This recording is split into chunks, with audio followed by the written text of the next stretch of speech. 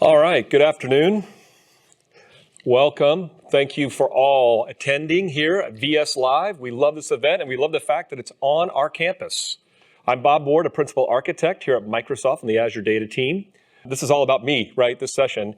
As you are leaving this floor right here, if you'll see there's some glass plaques on the side of the wall right there. That's a tribute to all the employees that have been in this company for 25 years. So somewhere my name's on there when it says 1993. Joining the company. So it's been a pleasure to be here. I work on everything just called SQL. It could be for developers, good for administrators, and it's very exciting to present this topic to you today.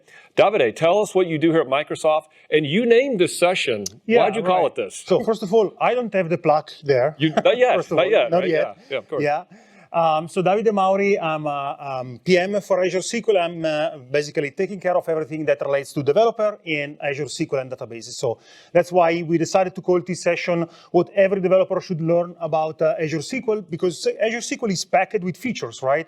And there are still so many developers, especially those are just starting the job, that they don't know how many features there are in Azure SQL, and maybe they are looking for something else, and instead they just have it there. So I guess it's good to show everything what we have put in the product. Well, it's funny because we've been at sessions together before, and we were talking about this topic because we presented some what we call fundamental things about SQL and Azure Database. And we're like, people are just going to throw vegetables at us on stage or something. Right, like, man, and then they're like, no, I didn't even know that. I didn't know that existed, right? So really, if you think about today's session, there's a few core things we want to make sure you do. And Davide's going to talk about the agenda in a second. Number one, we want to make sure there's just some fundamental things that we've learned that we want you to know as a developer about using Azure SQL Database. Number two, we want you to know Azure Database as a service has your back. It's got you covered. If you're a developer building a database and you're trying to make sure that I'm going to use a service that I can rely on, we believe Azure Database is that service. And number three, if you're today maybe working as a developer for, say, a startup company or something of that nature, and you're taking a look at things like open source versus things like SQL, I get and understand why you're making those decisions. But if you want a database service that grows with your company, that becomes the startup because you want to eventually grow more than just a startup, we can think Azure Database is that product. But Davide, talk more about the agenda. Like, talk about the things when you mean what you want them to know. Right, so there's a lot of stuff to discuss. So we start with the foundation, and then one of the most important things that I really want you to understand and start today to do right tomorrow. No more passwords. So we see how we can log in into Azure SQL, even from an application deployed in Azure, without using any password. Then we'll discussing about scale out, because many believes that a relational database cannot scale out properly, and instead we show that it's pretty easy to scale out Azure SQL, and then we'll move into something that is amazing, literally 30 years of history, the Intelligent Query Processor. Bob will talk about that. And then we'll go into understand how actually Azure SQL is way more than relational. Because it supports multi-models. It supports, as you can see, column store, graph model, JSON support. So we'll give an overview of all these models you can use. And then we also discussed a little bit, I was in a Rocco Vorolotka session right now, he was mentioning something about correctly implementing the retry logic, so we'll discuss also about that because you have to do that also for database. And then we'll try to answer the question, right? How many row Azure SQL can handle? I'm anxious to know, Davide, at the end, how many rows Azure Database can handle. We'll see at the very end if we can answer that question. So stay and you will discover. Yeah, sure. Maybe we can take some bet. No, if we have some time, we'll certainly do your questions. But again, we have these opportunities to meet you directly to talk about your questions. And we'll be here afterwards as long as you use it today. We have the last session of the day before the Mixer event. Yeah. Okay, let's get started a little bit. And you may have seen us talk about this before. And if you are, we apologize. But we have to. It's a little bit of our fault. We have this branding called Azure SQL.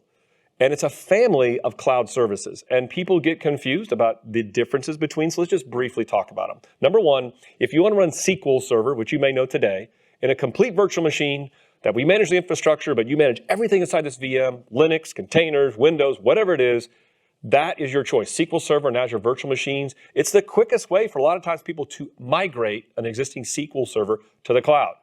In the middle is something called Managed Instance. And the intention is this. Don't worry about the VM anymore. Don't worry about the infrastructure. Just get a SQL instance out there and start using databases and build applications and do agent jobs and replications and things like a SQL Server would feel, but we're going to manage it for you. And then what we're going to focus on today is Azure SQL Database. You as a developer just want a database. But here's the thing. You would love the power of SQL behind it. I want column store. I want query processing.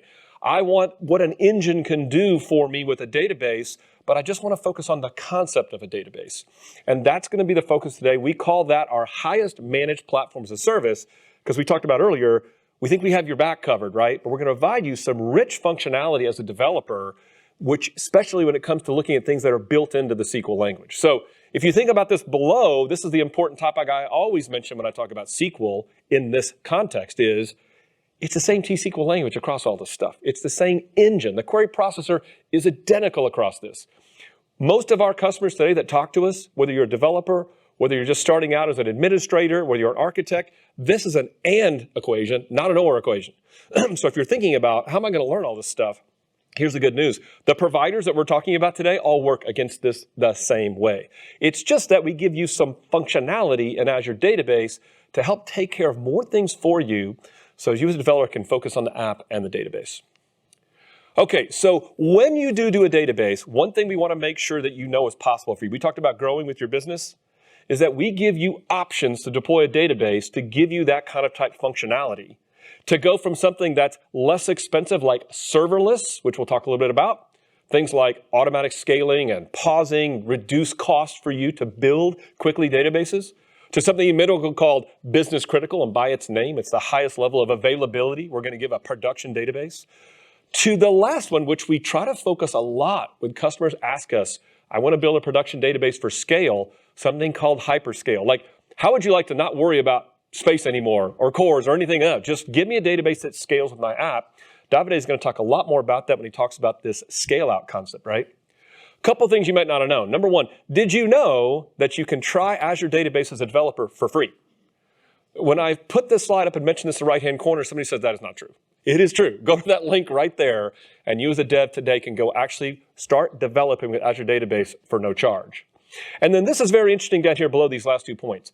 If you are thinking about deploying hundreds or thousands of databases as a developer, you can manage and pay for them together as a group in a concept called Elastic Pools. We built that technology for developers that are building software as a service, cloud-born applications that say may want to build a database per customer or something, right?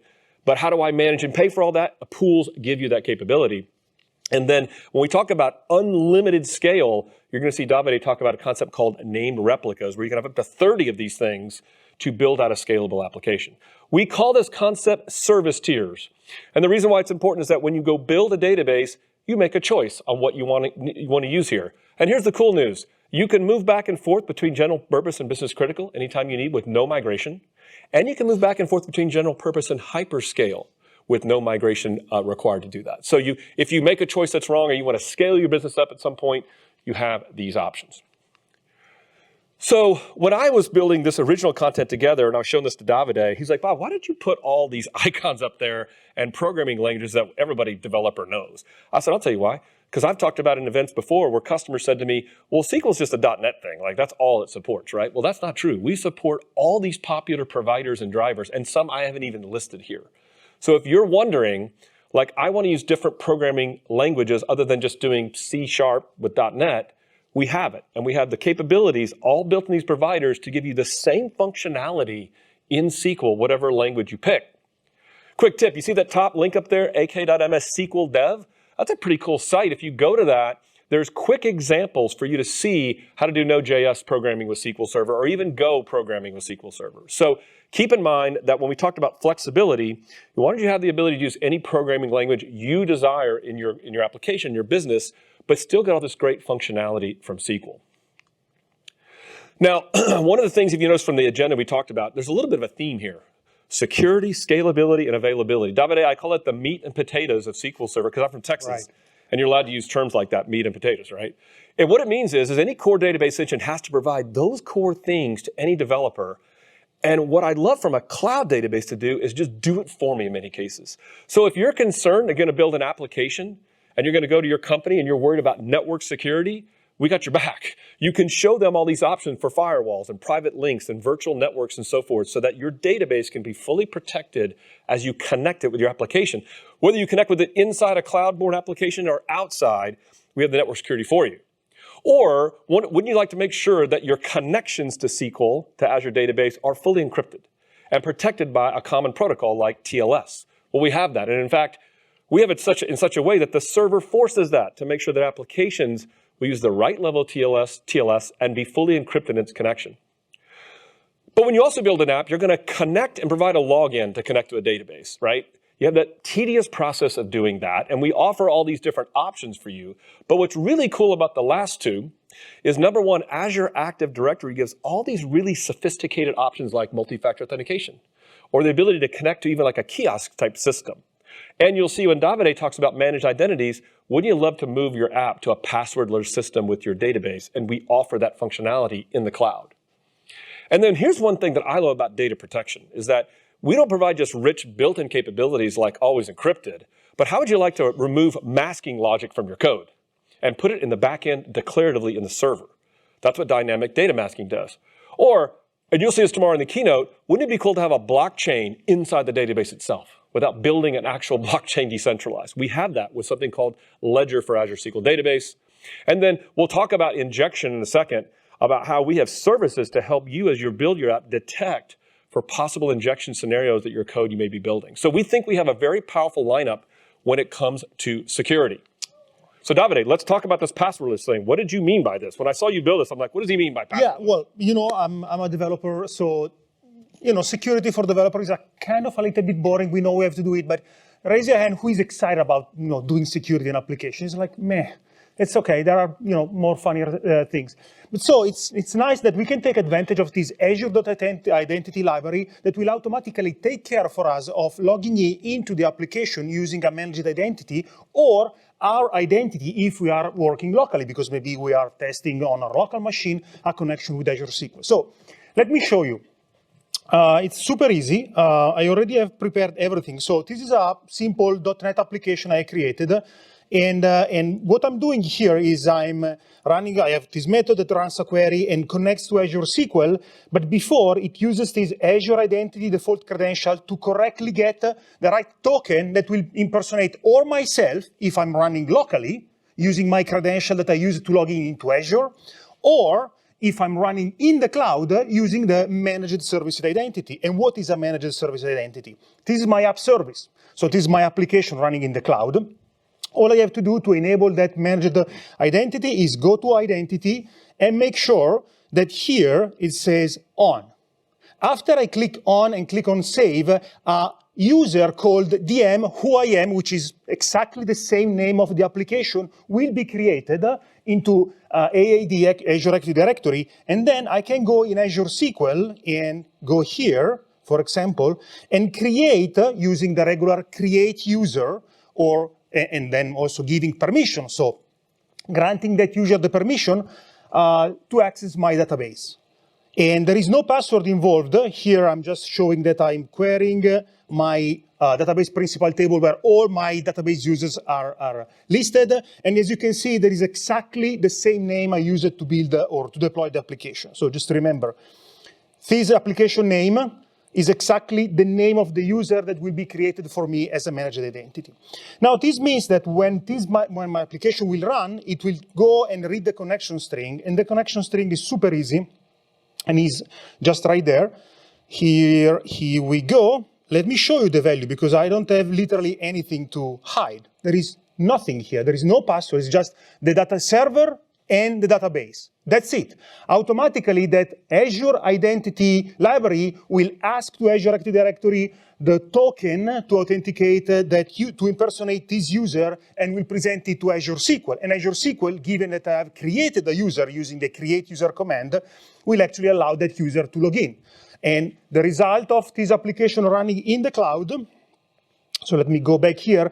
My application here is doing nothing except just returning information on who logged in, right? So my entire application is just showing who logged in Azure SQL. If I use a tool like Postman, which is a REST client, I'm using Insomnia, you will see that the session user is exactly my application. And then the username is something strange, some GUID, because it's a managed identity. There is no real user behind the scene. Now, if you are new and all this seems complicated, of course, I just went it by very fast, everything is available also as an example on GitHub here. And so when you will get let me go back here. When you will go and get the slide, you can just go to this repository and basically go deep and understand exactly what my code is doing, which is exactly this. So just one line of code, get token async, assign it to the access token of your connection, and you're done. No more password. That's easy, clean, and secure.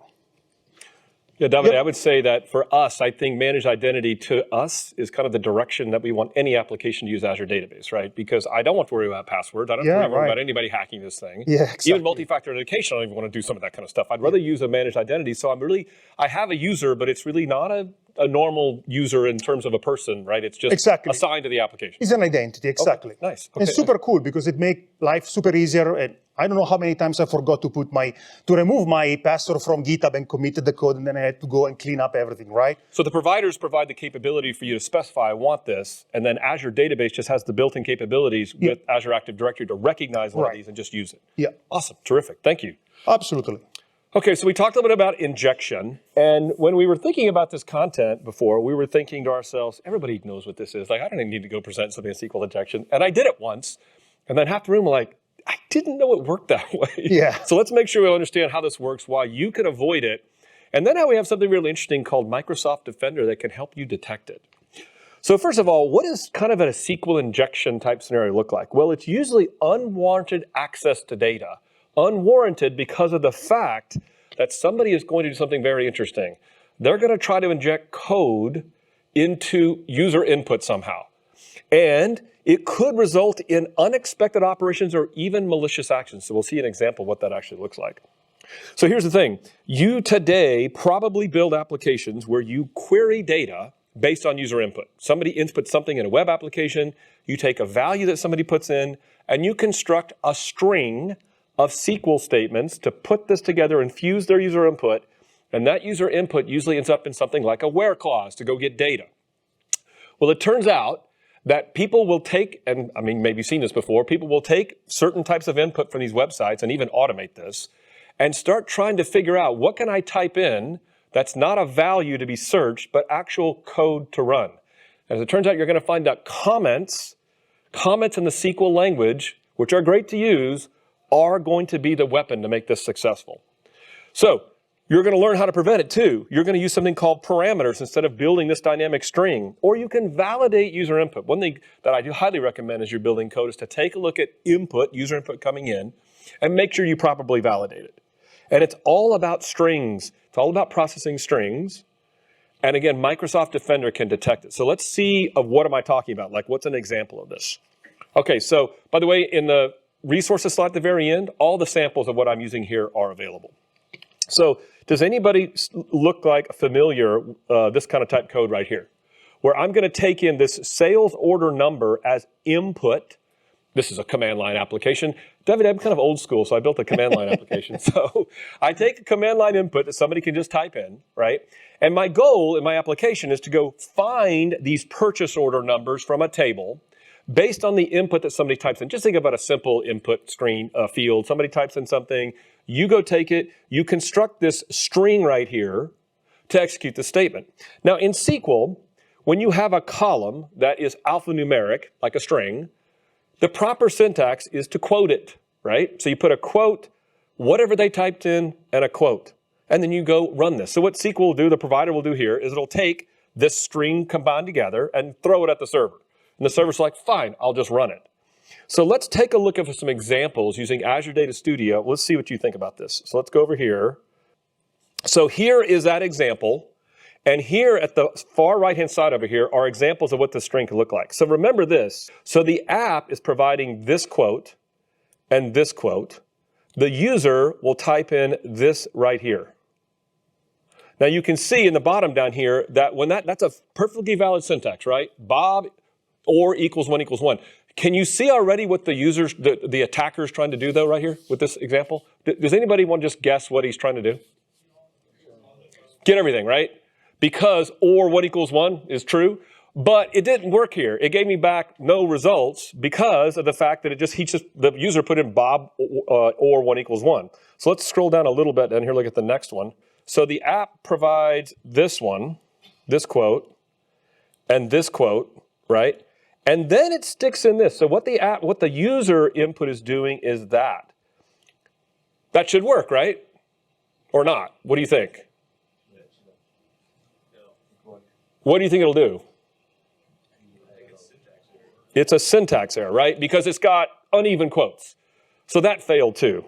So then the attacker says, okay, that's fine. That didn't work. So here's what I'll do. And remember, this is what the app is doing. I will put that quote in, but I'm going to add in this little dash dash at the end. This is why comments are a weapon. The SQL Server processor will look at this query and say, that looks legitimate to me. Okay, so sales number equals Bob, got the quote right, or 1 equals 1, great, comment stop. It stops processing at that point, that string, and it says that's going to be your string. Bob in quotes or 1 equals 1, that's valid. And what does that return? It returns everybody. So now the attacker has used comments as a weapon because you've taken the entire string and just sent it to the server as a string. The whole SQL statement, right? So yes, they got all the part order numbers. Now, can it get worse? Can it be a malicious action? It can. So let's look at this one. Okay, whoops. Let's go over here. Okay, so now the app sends in this, right? That's the app. The attacker says, oh, well, if I can do that, I can just do that. Try to assume that the app has permission to drop a table, and what will the SQL Server do? It processes these semicolons as statements, right? So it'll take the or equals Bob, that's valid, semicolon, drop table, semicolon, that's valid, comment, stop processing, so query and drop the table. And as it turns out, no rows will be returned. So when the user just runs something, it just doesn't do anything, but as it turns out, when you go back in, the table's actually been dropped. That's the malicious action. So you're saying to yourself, well, this is really bad if I'm writing code like this. Couldn't there be a way to detect this? As it turns out, there is. Let's go back to the slide here. So we have a service called Defender. Defender runs in Azure, and if you set it up with your database, it will automatically behind the scenes do several things for you. One of them is do something called a vulnerability assessment. Just look at your database and say, do I see anything configured for the database that might cause problems for this user? That's one thing. Two is something called advanced threat protection. So what it does is it monitors and looks at queries being sent to your database, not your data, just the queries being sent, and says, do I detect one of those patterns like that that could be an injection attack? And it alerts you. It has an alert in the actual portal, and you actually set up a system where you can get an email or a text. So here's a thought. When you're developing your application with Azure Database, why not turn this on as part of your testing cycle to see, is it detecting this type of operation going on in your system? There are other things it detects, Azure Defender detects. It detects like an unrecognized login. So funny story, a couple of years back, I'm working on a system like this. I was on an airplane, flying. What am I using? GoGo in-flight. I'm playing around with my system, I'm hitting my system, I get an alert on an email while I'm on the plane saying, hey, there's an unrecognized user logging into the system. Because it recognizes like IP address networking patterns for people connecting around the world. It even looks for things like brute force detection. This is called Microsoft Defender. It's actually called Microsoft Defender for the cloud, and the Defender for SQL is just one aspect of doing that. And that's something that you just get as part of using Azure and connecting to an Azure database. So that is, in essence, what I see as threat detection. But you're probably wondering, like, isn't there an easy solution? And there is. So using parameterization is this option. Now notice here that what I'm doing here for this text looks like this. I'm building with this @ parameter here to take the user input and make it a parameter. And you may be wondering, like, what's the difference on the back end for the server? So with all those strings I messed with all those inputs, when you parameterize things, the server will take the entire parameter and send that string across as the value. So all the drops, everything, it just thinks it's a string as the value to compare with and doesn't try to run any code, even the comments. So what it does is it actually uses a system stored procedure called SP execute SQL, the provider does behind the scene. And it allows you to send the command along with this parameter to actually avoid these problems. So just doing parameterization alone can help you avoid these issues. And also, as it turns out, it can be a much more efficient way to get performance for your queries. So that in a nutshell is injection, best practice how to avoid it, but also how to use Defender to detect it. Okay, let's talk a little bit about scalability, because I said we're going to talk about this core of security, performance and scalability, and availability. And in the area of scalability, there's several things we're going to talk about.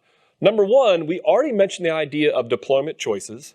One of the things I didn't mention, though, was the ability to pick the number of cores for your application. And you're like, oh my gosh, I got to pick cores? We got an answer for you there about you don't have to pick cores. We'll show you in a second, right? But that is a choice you can make, right? Number two, there are some best practices for T-SQL statements, for programming with SQL with a client application that we want to share with you over based on years of experience. I used to be in support for many years, so no one really called me and said, Bob, I have a great app. I have no issues. Usually there was some sort of problem, so we'll talk about some of those. And then I love the story of built-in query intelligence. I can't wait to show you a demo on this, how the query processor just does work for you. And then Azure Scale. Davide is going to focus on hyperscale, but we want to make just one quick comment about serverless. So we mentioned that on the left-hand side. It's a less expensive option for you. Why is that? Well, first of all, you build per second, not per hour, normally in Azure Database. Two, we can do auto scaling. You can just say, I want between 2 and 20 CPUs and only bill me for what I use. And then three, most important, it has pause and resume. So, and it does it automatically. So if you haven't used a database for an hour, so you're just writing an app and overnight you don't do anything, we pause the workload and you don't get charged for any compute time during that cycle. So serverless, very popular for database developers just starting out with SQL. Okay, let's talk a little bit about smart SQL programming. What have we learned over the years? Number one, it's connection pooling with ADO.NET. And it's the default, actually, and so connection pooling is huge in the sense that it's going to save you not just networking traffic, but time in your application to run on the back-end server. But even if you use connection pooling, I just want to offer this advice to you.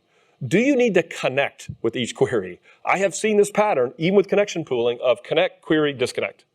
So think in and you're still adding traffic when you do that, by the way, with connection pooling, because the next time you run a query with a pool, we still have to go send a command over to clear the pool. So just think in terms of when you do best practices, do you really need to connect and disconnect for each query? Also keep in mind, though, that connection pooling is served best when the user is the same credential that's connecting and disconnecting over and over. If you build an application where the user authentication, maybe you're not using managed identities, using several different types of users could log into the app and use their credentials, connection pooling can actually lead to fragmentation, which will lead to performance problems in your application. Server-side programming. If I told you today what server-side programming means as a developer, what does that mean to you? Just throw out some words in general. The server does some stuff? Service, okay. Instructions ran on the server. Instructions ran on the server.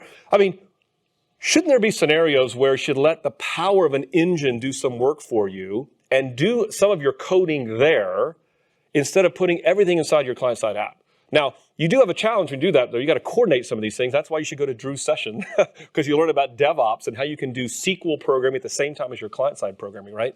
But stored procedures and batches are one of the number one things that people kind of lose sight of. And that is the fact that stored procedures themselves are just this massive, powerful concept in SQL. But we're also going to show you in built-in query intelligence, or intelligent query processing, where we've solved some common problems that could happen from. Look at point number 2, T-SQL set-based language. You're like, Bob, what does that even mean? This is not made up. It's a true story. I saw it all my life in support, where customers, I would look at a query pattern from a trace, and I would see a select statement run 100 times with a different where clause for all these values. And I would ask the customer and developer, like, why are you doing that? I'm like, well, I got to get 100 rows. And I'm like, what do you mean? They're like, well, I got to get 100 rows, 1 through 100, so I'm running 100 select statements. I'm like, you know, you could say where between 1 and 100 or something like that, right? So use the power of the set-based language of SQL. Use group bys, order bys, aggregations. If this seems silly to you or trying to you, just go look at some applications and trace and see what they're doing sometimes. Even sometimes our own first-party applications I've seen do this, where they're running some query patterns where they don't take advantage of the fact that you're taking the power of the SQL set-based language. And then one of the things that Davide is going to focus on and talk about is built-in functions. We're really a big believer in taking functionality and building them in a T-SQL function you can use versus you having to build that functionality inside your application. And he's got some really cool examples to show you there. So here's some other interesting things. Processing results in a timely fashion. Does anybody know what I mean by that? You didn't know anybody's going to ask you questions. You're like late in the day, you've had lunch, you're tired. I come out ready for questions. Does anyone know what I mean by processing results in a timely fashion? Okay, here's the story, real quick. Customer has a major performance problem in SQL Server for something called async network I/O timeouts. Like, wait, like what the heck is that? They were writing an app where they were going and running queries and getting like batches of 10s and 20s and 30 rows back For each row they got back, they made a mainframe call inside their application, a mainframe connection.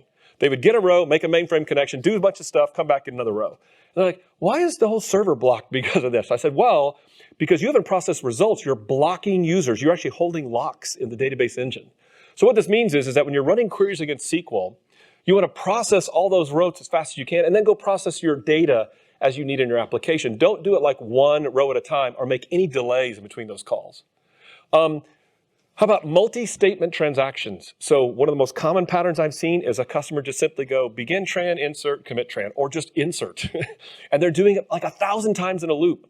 And they're like, why is this thing causing performance problems in SQL Server? And I'm like, well, is this part of a transaction? They're like, yes. I'm like, it isn't. It's actually one transaction for each one. And you're not allowing the power of the transaction log to buffer things properly when you're not grouping transactions together. And you could be actually causing major I/O performance problems. And then how about don't hold transactions open? I hope I don't have to say that one. But think of the scenario where you do a begin transaction in your app, right? You start a transaction. Then you start running some queries. And then you take user input. And you haven't closed this transaction. Again, this has happened a million times where I'll go see a blocking pattern of somebody blocking the world, and the app developers, it turns out, they allow user input where a user could just walk away and get coffee, and they're really holding up the scenario of the world going on because of that simple problem. A couple of things to point out here.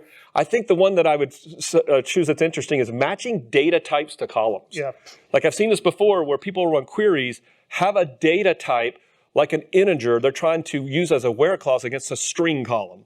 And it turns out in some cases, the optimizer cannot properly use an index or statistics when that actually takes place. So you kind of need to know a little bit of the data types you're using in tables and columns and make sure you line up in data types correctly. We're going to talk about indexes a little bit in a second. Yep. So let's talk about a couple things about scale and let Davide get in and talk about. I love his demo here about scaling. So I already mentioned before a little bit about cores, and I mentioned about business critical and general purpose and hyperscale. One thing I do love about the ability to use cores is that I can change this scale where I don't migrate my database. You could be a snare today with SQL Server as a developer where you say, I kind of need like 4 more cores for this app. And you go to your IT department, right, your admin. They're like, yeah, you can't get that. We don't have the capacity on this host to do it. I'll tell you what, we'll spin you a new VM and you copy your database over there and migrate it, right? And we'll get you running over there. Not an Azure SQL database. You just say, I want more cores. And yeah, there could be some small downtime that we have to switch you over, but there's no migration required to actually make that happen. Number 2, we talked a little bit about serverless. So I really recommend you start there as a brand new developer just to test and build the app. We'll talk about hyperscale in a second, but serverless has such great, powerful capabilities for you just get started because of auto scaling and auto pause and resume. And then this is a famous one. So classic customer question will be to me, I'm having major bottlenecks on my server. I don't know what to do. I'm having just really slow performance from all these users hitting my server. And I'm like, what's your read-write workload? And they'll go, oh, well, 30% are just doing reads. I'm like, fine, separate the read-only to a different place. Like use it. For example, business critical, this service tier we have. You automatically get a read replica to redirect your apps to that, offloading processors from your primary. But why not go to hyperscale? If you're even thinking you need to shard your database and partition it out into multiple databases, which is a common practice that people try to look at, why not consider use something like named replicas? And why not talk to a guy named Davide about scale? I'm here. Yeah, and actually this is one of my favorite topic. Also, there is a full example here on GitHub where you can actually see how scaling out it's super easy. But basically, the main point is that with Azure SQL Hyperscale, we re-architect the database engine so that the query engine and the storage are actually services. And so being the storage a service is not a file anymore. We can actually spin up many services the moment we need more storage, and you can scale up until 100 terabytes. But what happens if we need not only more storage, but more CPU, more power? Because you have, of course, the primary replica, the one where you normally go if you don't have any other replicas, is taking care of course, read and writes. But then, as Bob said, maybe you realize that 80% of your workload reads, and you want to start to spread them out over many replicas, not just 1 or 2, but up to 30. So you just need to create named replicas, which is a feature of Azure SQL Hyperscale that will allow you to spin up many new databases almost instantly. And all these databases will actually see exactly what the primary database will see and modify. There is no data movement at all. I will explain in a second why we can do this without data movement. But the result that you have several databases that you can choose. You can even have different size for each database. So 3 databases may have 2 cores, 1 database may have 16 core, and you will redirect all the reporting there, for example, so that the primary database where all the read and especially the writes will happen is always fresh, is always snappy, and be able to handle any kind of workload. Now we have 2 kind of variation, of the scale out option. The easiest one, the most automatic is called the high availability replicas, which is mainly done for high availability, so to make sure that you always have a server answering your queries. But you can automatically spread the workload across up to 4 replicas, and those replicas will have exactly the same size of the primary, and this is so automatic that you just have to specify application intent read-only in your connection string, and we'll take care of everything for you. So automatically, we will spread out the workload on all the 4 replicas, or up to 4 replicas that we have. But let's say you have something way more complex than just randomly spreading out the workload, because you want to send the mobile application on 2 replicas, the request coming from a desktop application on another 2 replicas, and the request coming from Power BI or any other analytical tool on another replica. Well, you want to spin up different replicas. So, for example, you have your primary replica, and as I said, the primary replica is saving all the data and all the changes on something we call behind-the-scene page servers, which basically are the closest thing that you can think of to a file, but they are not files, they're really servers. And every time you spin up a new named replica, so it is an additional feature of Azure Hyperscale, we just spin up a new compute node and maybe another one, because you want to, again, even have more replicas to handle a specific workload, or even a different replica with a different size, with a different SKU, and connect all of them exactly to the same page server that the primary is managing.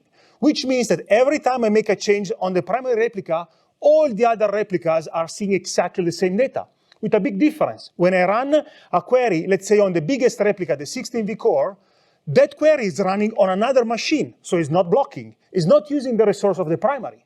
So this means anyone can run even a super complex report on the 16V core replicas.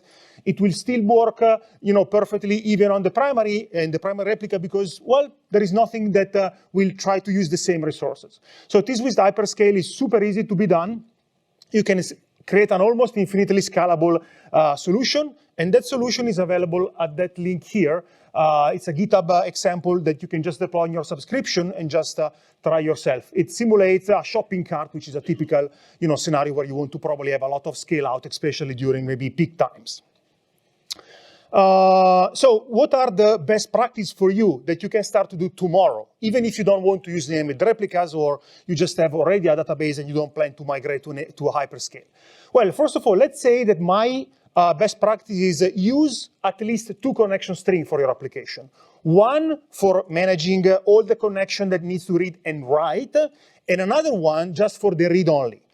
So that the moment you need to completely separate the two behaviors and the 2 operations, you can always choose to say, okay, the reporting will use the read-only connection string, and I will make sure that maybe today I'm not using named replicas, maybe tomorrow I will. So it's very easy without any architectural change to actually take advantage of an additional database that you may want to have that is acting as a read-only database. But this is the basic, really, the minimum thing that I would normally do in my application, at least 2 connection strings. But the next level is, well, you can build in your application a little bit of a logic that says, hey, this request is coming from a mobile application.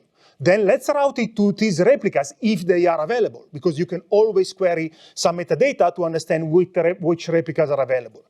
So the next level will be, as said, just instruct and architect your application so it can correctly route the queries to the right replicas. The next level is actually monitor the usage of your nodes and decide to where you are going to send your workload to each node based on the node usage. Because one of the beautiful things that Azure SQL does, it gives you all the information on how much memory is using, how much CPU, how much I/O is doing. So you can allocate the correct workload to maybe the best suitable replica, even based on the consumption you are doing. And the last one, well, we are in the AI world, ML world, so maybe what you can do is actually analyze your workload so that when a request come in, your application can say, hey, what time is it of the day? What is the trend of the workload? Okay, let's send this to a bigger server, so let's spin up a new named replica with a 8 core, because we know at the time of the day we are expecting to have a huge workload, so we are not even having our users experience any delay, because we are actually anticipating the workload thanks to some historical analysis and starting to create named replicas to sustain it. So you can be pretty much inventive with this flexibility we give you. And this is another beautiful and super interesting topic, the query processor, which is like a marvel of engineering, right? I have a question for you, though, about replicas, because I've always wanted to know this. So what if these are very large databases? Like, is the time it takes to spin up these replicas and so forth massively large? Oh, no. What if I got like a 50 terabyte database? We just spin up the compute node, so it's completely independent from the data size. Because you have a page servers, you were talking about that already. It's all on the other side, So yes. If I had to go do something that crazy, machine learning, to spin up and destroy replicas, it's actually pretty quick operation. Yeah, it takes just a bunch of seconds, usually 15, to spin up the compute node, and it's ready. For a 50 terabyte database. Yeah, no, the size is completely independent. Separate the compute from the storage. Yeah, that's the beauty of it, yeah. So I think that's great, but anytime you're sending these workloads, you just said, Davide, your engine better have a query processor that is robust, that's adaptable. And notice this comment down here, that allows the developer to get what you want, not how to get it, right? You want to be able to send SQL queries to just declaredly say, this is the data I need, aggregated data, specific rows of data, specific types of criteria. I don't have to worry about, was that a nested loop join that I asked for? I don't want to worry about those things, right? Now, don't get me wrong. There are people that make their living on tuning queries to the finest level on what's a nested loops join and a merge join. They do that, right? And unfortunately, because I've been around a lot of SQL, I know those. You know too, yeah. I'm just looking at the other side of this, like what is the result is. But what I would love as a developer to do is to be able to have a query processor that is cost-based optimized. In other words, it looks at the cost of a query that you're trying to send to the server, and it builds something called an execution plan, the best it knows how, right, to give you the best, fastest result with some constraint. Like it doesn't take longer to figure out what to do than to just actually run your query, right? That's the kind of optimizer I would like to have. And quite frankly, for a long period of time, SQL has really invested a lot and has done the injury for a very rich query processor that can take just about anything you throw at it and perform it pretty fast. But it is cost-based. So one of the things it relies on are things like statistics and indexes to make those right decisions. We'll talk about indexes in a second, but statistics are interesting. So a lot of people don't know that in SQL Server, statistics can be managed automatically, created automatically. Like you can run a query, and if there's no stats available, the optimizer will say, well, I'll just create some stats based on the data, and I'll keep that around, and I'll keep it updated, so the next time I can make your query more efficient. But I don't need a query optimizer that's just based on cost. What I want is something a little more intelligent, because just running a single query in a vacuum may not give you the performance you need for your business or your application work. So what I want is intelligent query processing. Yep. Now what you see in front of you right now is this map of a bunch of squares, and you're like, okay, so how do I turn on these features? Like, I want some of these things. It sounds really interesting to get batch mode, but I don't know how to turn that on. This diagram is not a diagram of a checkbox when you install SQL, oh, I want one of these things. This represents scenarios so that we can provide a query processor built into the engine, it just comes in the engine, that can adapt to workloads. Like, why not use some machine learning type concepts to monitor execution over time and adjust things or take feedback for things and get faster. So this is a table that we actually currently have in our documentation showing this innovation we've done in both the cloud and in versions of SQL Server. And we, if you may know, we have a public preview of SQL Server 2022 right now, which represents these blue boxes. Now, Davide, we were doing this together, and then he was showing me the slide, and he drew on it. I'm like, why did you draw on my slide? Yeah. What did you draw on here? Yeah, no, for two reasons. So first of all, let me do an analogy. For me, the query processor is like me driving to place A to place B every morning, right? And you think that you know the traffic, the statistics, but you only realize what the traffic is when you are there, right? So you need some kind of feedback. And so the main point of the Query Optimizer is that now we have feedback built in, so we can understand exactly what is the shape of the data, and for example, we can do adaptive join. There is a huge difference doing an inner loop, so a kind of technique of doing a join between two tables if one has 1 million rows or 100 million, right? Because it's absolutely a different set of technique we can use. We can use batch mode. Batch mode is amazing. It's basically the same vector computation you do every time you play your favorite 3D games. Use exactly the same instruction to do some multiplication and aggregation on our data.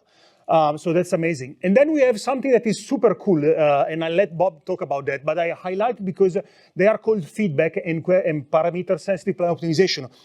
As you said, our optimizer right now looks at what's happening and reacts in real time. Like, hey, I thought this is a good idea, but I realize it's not. So basically, we gave feedback back to the optimizer so that it can kind of learn, right? So this is super amazing. And I think you have a sample, right, or a demo, right? You do? I was betting it.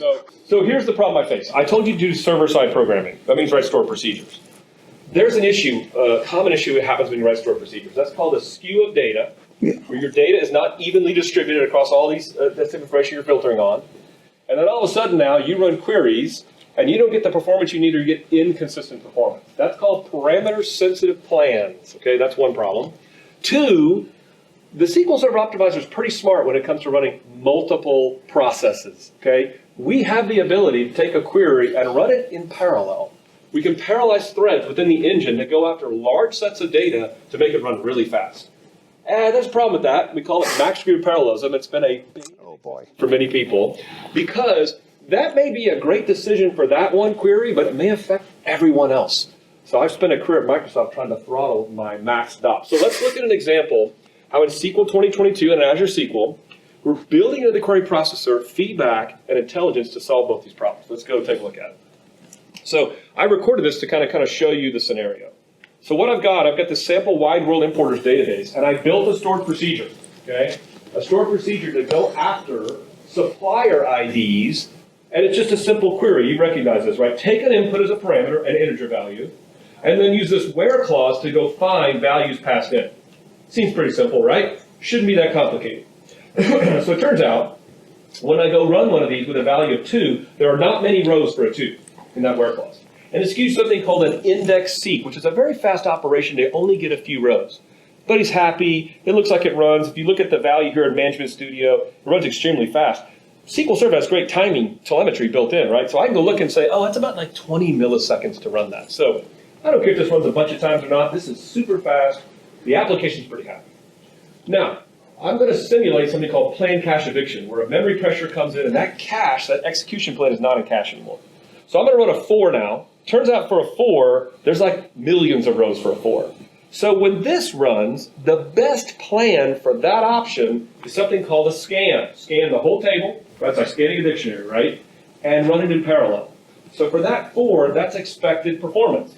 What if I go run the 2 again? Because guess what? There's going to be one of these plans in cache at a given point in time.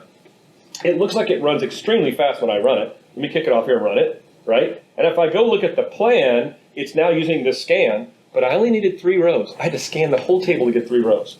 So is there a difference? It looked like it was fast. Yeah, it's 10 times slower. So for one execution, it doesn't really matter. But what if a bunch of users in the application were running this all concurrently? What would be the impact? So let's see a workload example to see it. I'm going to use perfmon here. I love tracking batch requests per second for SQL. It's like a workload counter. Like how many queries can I throw into the server as fast as I can?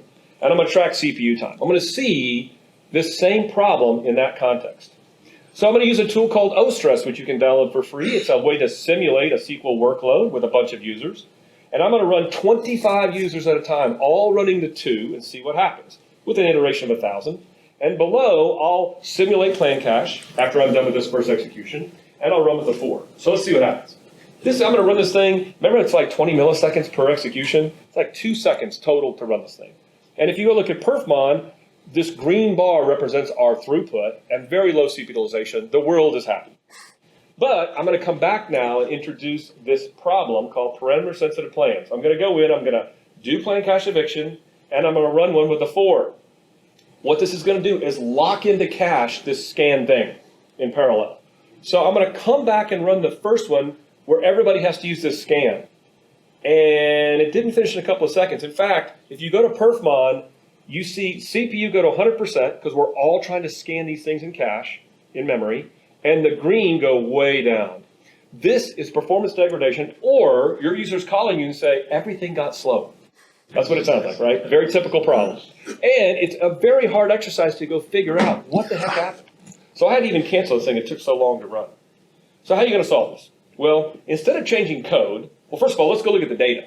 You can see the skew of information. A 2 has 3 rows, like I said, and a 4 has almost like 4 million. You can't control this data. The data is the data. It's not your fault it's skewed like this. So do you tune your query? Do you change your code? How about in SQL Server 2022 in an Azure SQL, you simply make a database change, a configuration change. You set your compat level of your database, something called a compat level, to 160, which is the latest compat level for SQL. And let's clear the caches to reset the demo. That's all we're going to do. We're going to run the same thing again. So let's go kick this off. It's going to finish fast like it did the first time, like a couple of seconds, like I expected. I'm going to go run now the second problem, where I'm going to lock that thing into cache again, or it seems. So I'm going to run it, and then I'm going to go back and run the first one again. And what I hope is going to happen with the first one is I'm going to get about 3-second performance instead of this thing that caused me to actually cancel it. And it runs, and it comes back in a few seconds.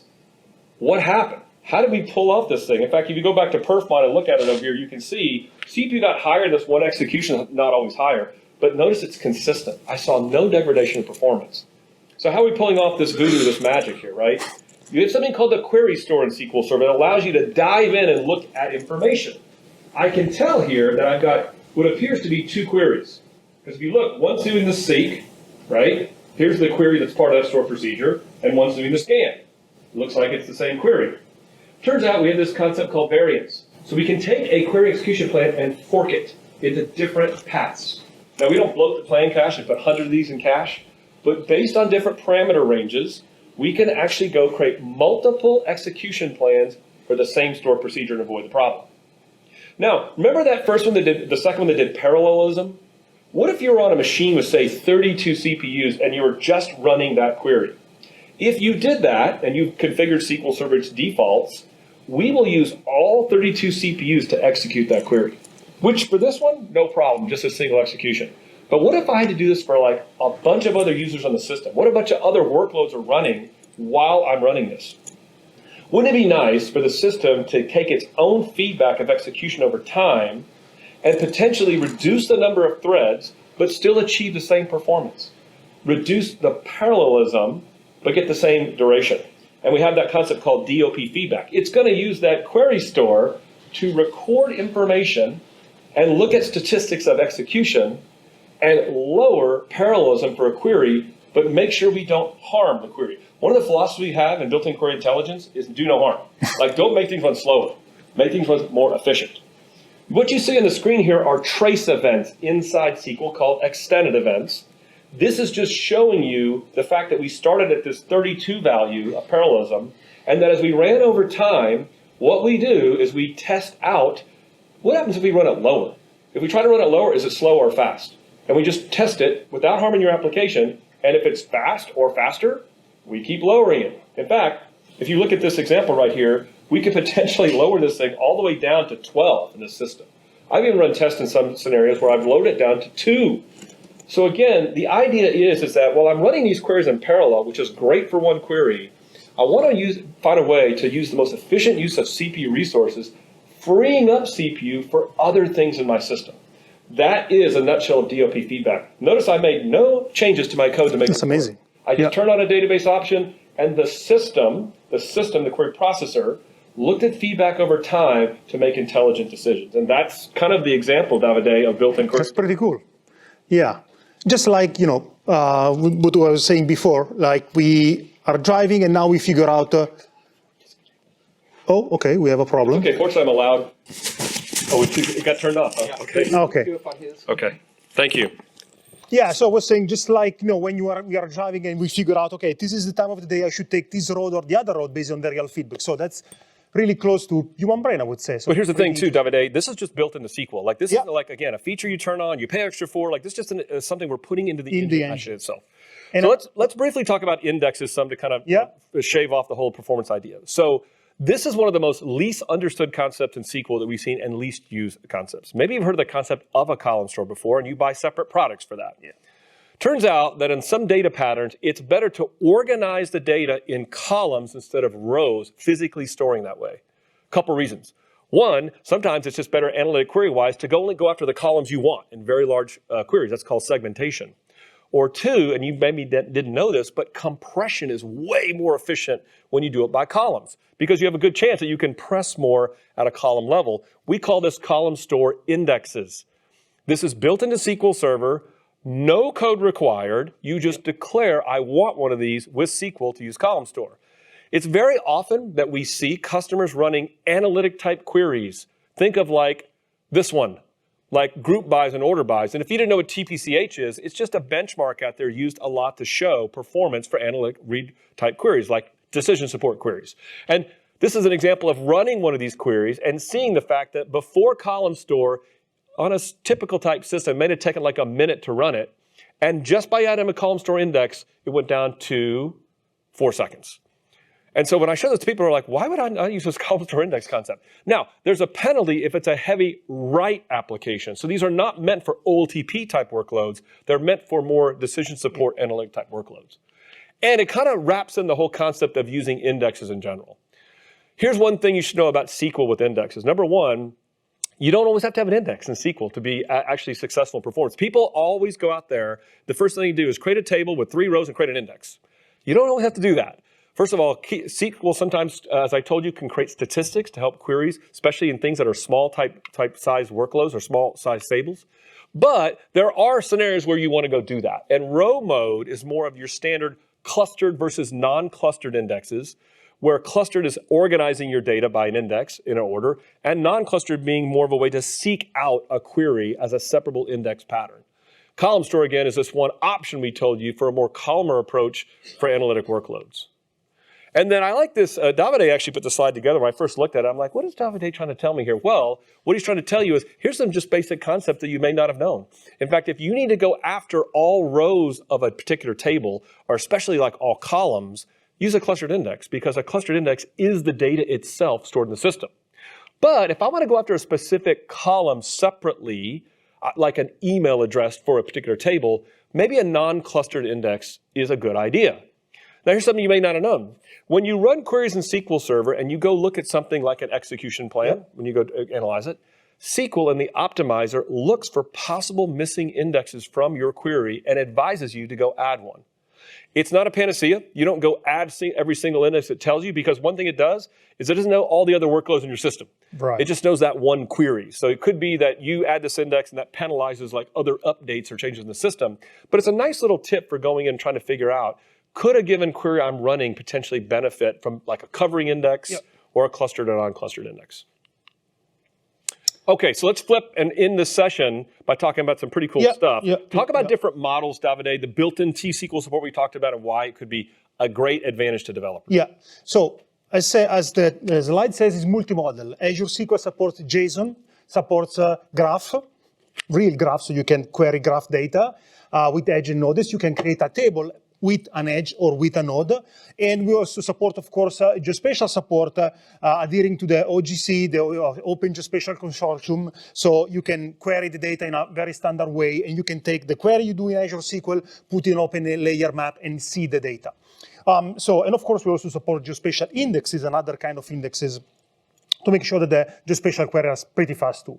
So graph models, it's just basically a graph. If you are familiar with the concept of nodes and edges, it allows the creation of models that interconnects objects between each other, and it's very easy to navigate.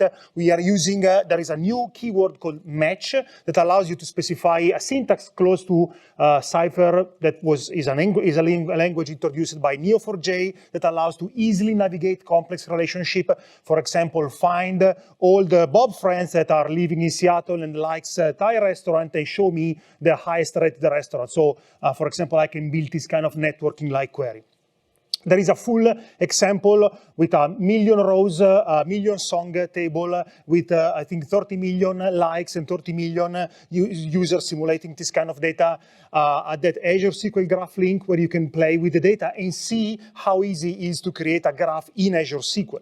And even better, and that's exactly why I like Azure SQL so much as a developer. All the things we discussed, the index, the column store, the optimizer, all comes together. I can use a column store index over a graph object with JSON data all together. That's the only place where you can do that because there are not three different products. You don't have an external database for graph, an external database for column store data, and a relational database for the optimizer. You have all these three things together, and we work really hard, our engineers work really hard to make everything work nicely together. And as you can see here, we have this table with 50 million likes, so it's simulating like a streaming service where you can hear music and you can like your music.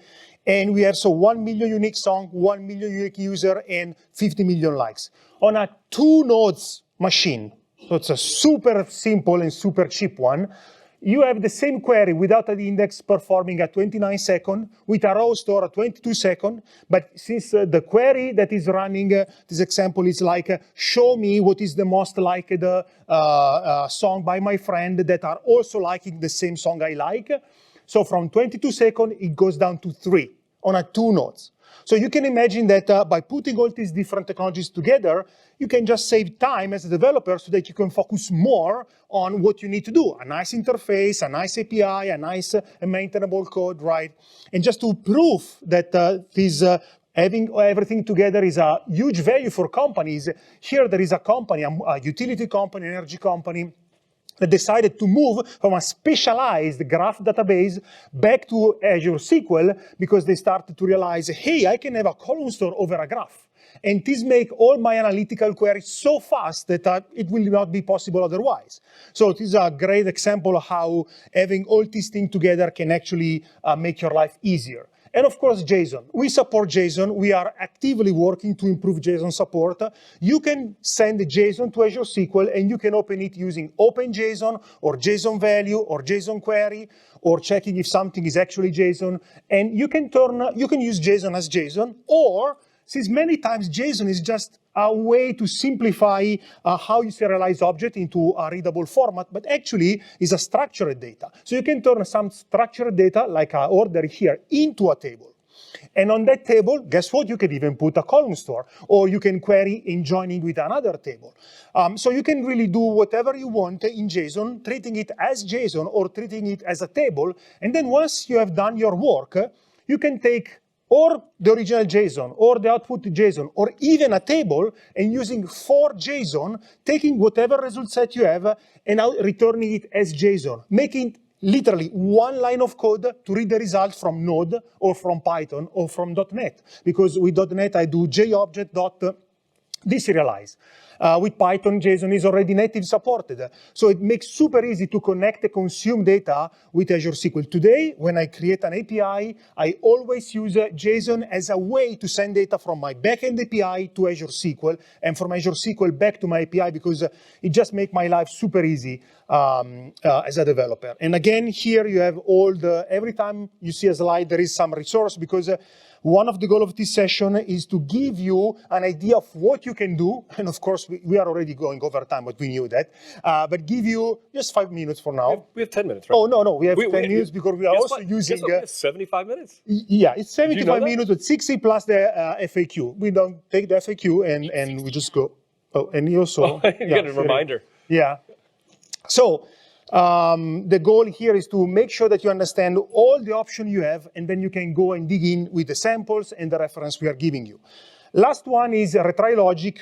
There is just one thing that I want to say about that. You have to implement retry logic when you connect to an Azure service. Of course, Azure SQL is also included, because you don't know when the Azure SQL will be moved from one node to another, or when the connection will not be reliable enough. So we have created into Microsoft.data.sql client some embedded retry logic for all those applications you already have working and you cannot change. But still you want to have that let's say, legacy application being able to automatically retry the logic so it doesn't break every time the connection is not reliable enough. So you can use Microsoft.data.sql client and you can configure the retry logic right from the configuration file. That's like when you cannot change the code. But if you can change the code, if you can write a new application, my personal recommendation is go and use Polly. Polly is just a very well-known framework to implement retry logic. It works perfectly well with Azure SQL. It is an example. I just create my policy. I say if there are some errors that I consider transient, and those errors are documented, guess where? In this GitHub repository you can access to. If an error, I name it as a transient, I would like to retry it 5 times, for example. And then basically once the policy is created, I just have to execute that policy, and within the policy I create an action that does whatever I need to do, like for example, connect to Azure SQL and execute a single query. So it's super easy. With .NET you have Polly, with Python, if you're familiar with Python, you have Tenacity, and for other languages that I'm not so familiar, you have other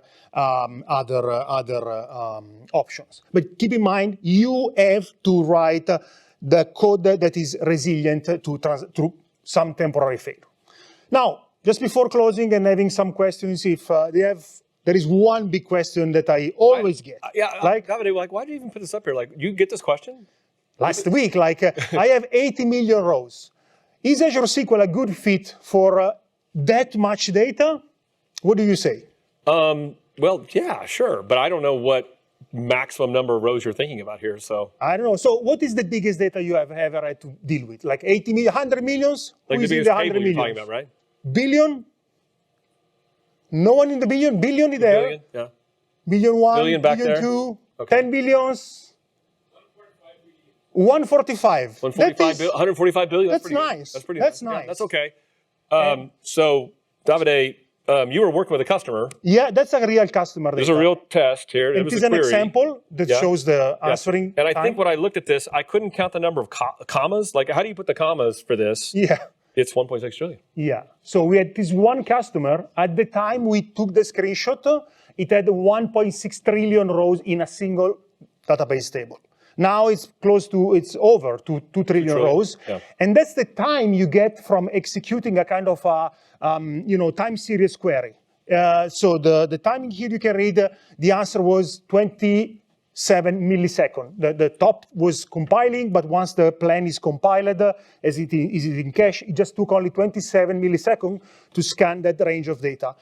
1.6 trillion rows. So whenever someone tell you, oh, I need to have a distributed system to handle a 1.6 billion trillion? rows. You don't need, for one table, right? Yeah. Yeah, so keep in mind, that's the scale, that's the pace of mind that we want to tell you that Azure SQL can give you. You can go from 10 rows To 1.6 trillion. 2 trillion rows on the same system. That's amazing, honestly, to me as a developer, because I don't think about database anymore. I mean, in Right. fact, if I think it's summarized, remember what we talked about at the beginning? How can we provide you the best practices and the tips of things that we know, security, scalability, built-in query intelligence, all those kind of things? What are the things that we've seen that you want to know as a developer? But we have you covered. Things like built-in availability, built-in query intelligence, things that just provide services for your application. And then finally, look at all the richness that's in SQL itself that don't require other things. And just combining column store and graph together, or JSON, or geospatial, and those kind of things, all just built into the system. And that's getting more. We didn't even spend time talking about Ledger. We'll do that tomorrow in the keynote. I'll talk about Ledger, blockchain, and SQL, right? Yeah. So those are the 3 things we really wanted you to get from today's session today. But we also want you to have some resources. Like Davide, he's really good at these drawings. I love the drawings that he puts together. So 10 reasons to use Azure SQL in your next project. And then you're probably saying like, well, I can't remember all those URLs they had in this deck. So see at the top right-hand corner up there, AKMS Bob Ward MS. Tonight, I'll put this deck up on that site. You look for a folder called Visual Studio Live, August 2022, and I'll put this deck so you'll have all those links in between. Or, shameless plugs, we write books. Yeah, we write books. I wrote a book on Azure SQL of comparing a SQL server with all the Azure SQL options, and Davide was part of a book for developers, specifically for a SQL database. And just last one thing, Awesome SQL. It's an awesome list of all the Azure SQL samples and resources you may want to have. All the resources listed here and more are available under the list. So you have example with Python, with Node, Awesome. with everything. .NET, of course, serverless, everything. And I guess we are... We have about 4 minutes, so we actually do have time for 4 minutes worth of questions, Davide. But they might just pound you tonight to ask the experts. I'm not really sure, but yeah, let's take 4 minutes and see if you have any final questions before we're done today. You were talking about on-prem, so comparison with some of that, and it was about identity, right? Managed identity. Managed on-prem? identity? Yes, managed identity. Yeah, on-prem you don't have managed identity, you just have the Windows identity used by the SQL Server service, right? Or by yourself to connect. Yeah. Yeah. Yeah. Yeah. Yeah. Any other questions you have? Yeah. Oh, there. Oh, and one there. If I'm using my own stored procedures and I set in parameters from C#, am I still getting the same protection that you guys had demonstrated in? For injection, yeah, if you parameterize that within your code like that, you do get the SQL injection protection. The key is that here's the key, don't build the SQL statement as a big string and send it. As long as you're not doing that, you're going to be okay, because the parameters for the user input are actual parameters, strings, integers, etc. And that is true for all languages. So For all languages, yeah. as long as you use ODBC, ODBC any allows of the languages have that same. parameterization. Any language we saw have a Yeah. parameterization concept like that. There was a question over there. What was it? You were talking about the comparison, and what about the varchar and nvarchar comparison, or char and varchar? Like Oh. data type comparisons? Yeah. So it turns out there's a table in the documentation. Some of the data types we can handle. We can implicitly convert and Yeah. we don't cause any problems. And that's one of them that we can handle. But there are some combinations, and it could even be as simple as like sometimes int and char can actually work, but there's some other combinations of that comparison that will result. But here's the cool thing about SQL. When you go look at the plan for a query, we actually warn you and tell you. Yeah. Oh, hey, there was a conversion here that we couldn't figure statistics out on. Yeah. So make sure you go line that up. Yeah. Are they handled like Excel web? It will tell you. So let's say you are Yeah. indexing an integer column and you try to search for it using a string. Yeah. The problem is that we have to do an implicit conversion. To make an that work. implicit conversion, I wouldn't say disable the index, but basically fools the query optimizer understanding, hey, you are transforming the integer into something else because you are converting it. So the index on the integer may not be applicable, so I cannot use it. But if you go and look at the execution plan, It'll tell you. it will tell you. Yeah. Some of the conversions we can work, Yeah. we can make work, and we still can look up statistics Yeah. and so forth, but some we can't. Yeah. So pay attention to the plans, but also we have a really good docs that show you what are the data types that may have issues. Yeah. You bet. Other Question questions? there? This might sound out of context. One is No worries. like in a lot of Azure services that we have, like we use custom query language. Oh, Casto, yeah, but that's for Azure Data Explorer, yeah. Azure Data Explorer. Why was SQL not used in there? Well, it's another server, and they decided that they prefer to create a new language, even because they are mixing a little bit of querying kind of logic with also rendering logic. If you notice in Kusto, you can also define a chart. It's like a whole product also. But, with, but also consider that there's not a query optimizer behind Kusto. right, yeah. So you could have made it, they could have actually made it look almost identical to SQL, but then you start going down this path of like, do I offer joins? And I mean, to offer all the things that a SQL language provides. So it's a fundamental query language. Yeah. But they chose not to build an entire optimizer behind it. It's more for ingesting log data, Yeah. analyzing It's the- analyzing yeah. log data, right? It's a very simple type query. It's very Yeah. powerful, right? But don't get me wrong, but it's not going to be near as robust. It's as targeted for that use case. Correct, Yeah. correct. So I think I heard somebody say they have a question. No? Oh, there. Where? Can you raise your hand? I can't. Yeah. Oh, way back there. Yeah, what's up? So my question is related to the replica example that you showed there. Oh, yeah. Yeah. I was wondering, since the SQL Server premise, we can actually generate temporal table to kind of audit the data that we have in there. How do you handle those with the replica, since there's several servers that you can duplicate in that too? Yeah, so the replica basically read from the transaction log and replicate the log to the replica. So whatever happened on the primary is, let's say, we make sure that it's in sync with the secondary, and the secondary can only do read-only, right? So you cannot change data, and therefore you can only read from the It's all temporal table. log-based. So any temporal changes are log-based, right? So Yeah. anything that's logged, the replicas can see those changes.